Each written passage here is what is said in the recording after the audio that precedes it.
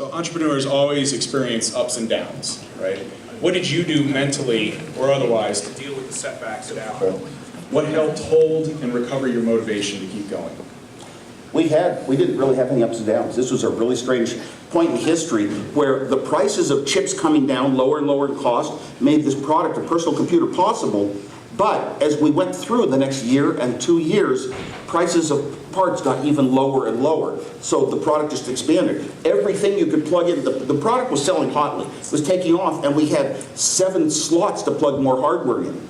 We had infinite slots to write programs, so everybody was coming out with the third parties were coming out with all these different ideas and new printers, plus plug in a little card and it attaches to a printer. Plug in a card, it attaches to a modem. Plug in a card, it gives you more characters on your screen. Plug in a card, you got more memory. Plug in a card, you got a floppy disk. So everything we touched was gold. Every single thing. We'd think, here are 10 projects we could work on, but we only have the resources to attack 2 of them. Any 2 of them were going to be gold. So we were a very lucky situation.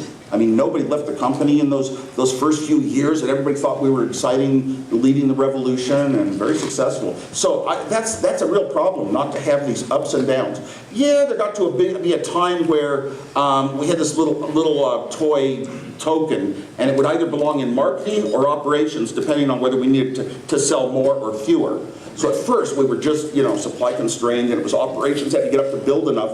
And then we started stacking up maybe about 20, 30 Apple II boxes in the company, 100 of them, marketing's turn to get busy, and the floppy disk, and VisiCalc really saved it all, the killer app.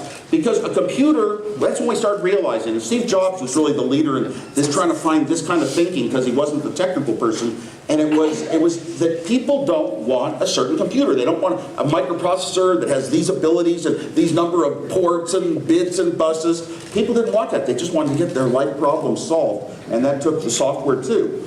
So VisiCalc came from a third party, and a lot of databases, and the software that really made a lot of things in our life possible started happening, and that really was very important. Having that combination, we started using the word solution. People want a solution. The Apple II was the hardware, and this was the software. And the Apple II was hardware, and there was another software. We had, whatever people did with the computer, we had a device that could do, a million different things. So we were in the lucky position with the platform. Sounds like great timing.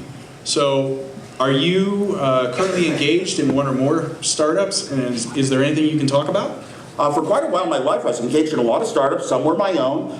They're always exciting because I'm the sort of guy that doesn't like the big company bureaucracy and everything working down and everything's got to be defined on paper and you have a year to go and just hire the engineering to create it. No, I'm into the creative engineering where you sit down and you think, here's an idea that hasn't been done yet, and we can start it and make this sort of thing. And I love the awards I was hearing too going on here.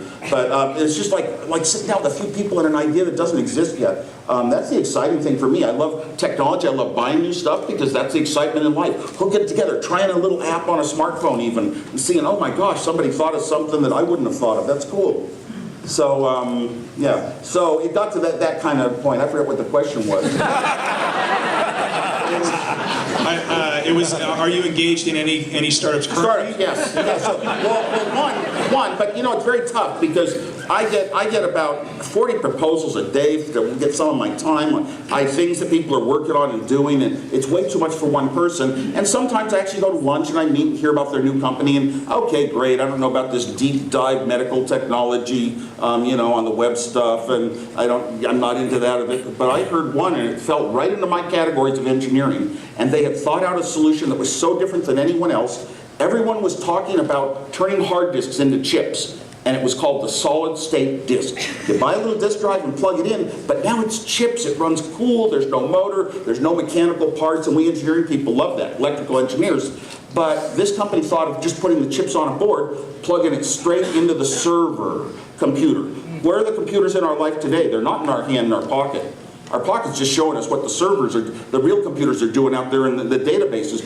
Plug these boards in there, and I said, oh my gosh, that's the way I used to think. You cut out all the little wiring and changing the format of data from one to another place and hooking cables and having big racks of drives. You turn it all down to one little board, plugs it closer to the processor, the lowest cost, the fastest speed, all those benefits at once.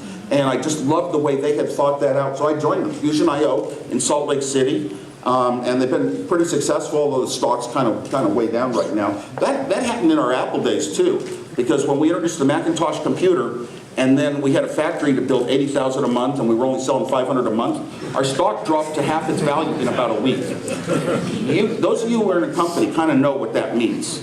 And those were scary times. We had to really work, and we had to, go back and say, whatever product your company has that's making money has to be given the first attention.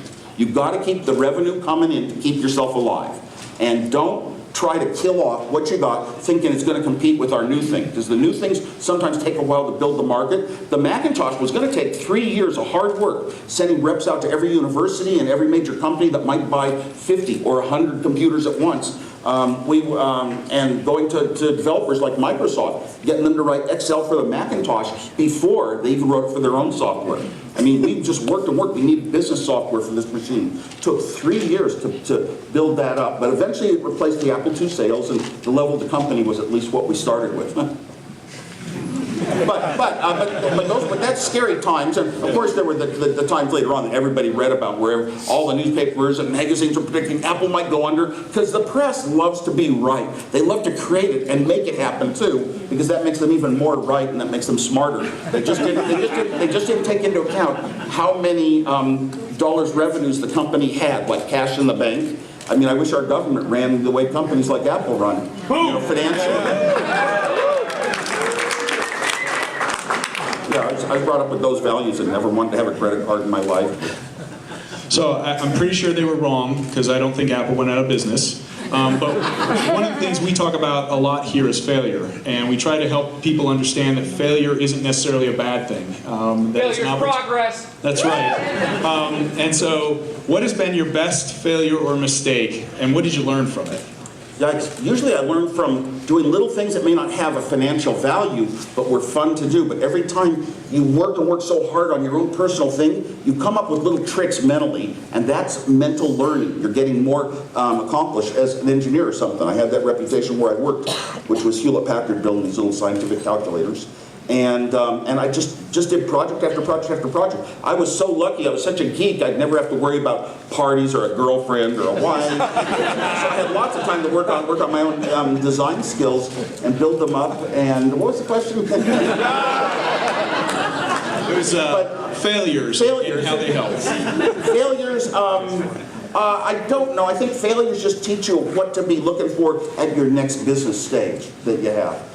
Like I said, we had just, in those early days of Apple, about no failures. And once the company is made, and it can fund a lot of projects, the failures, that you could look in books and see designs and prototypes and products that Apple built, and just hundreds and hundreds, really, of basically failures, except when they were accessories to a computer we had that was successful.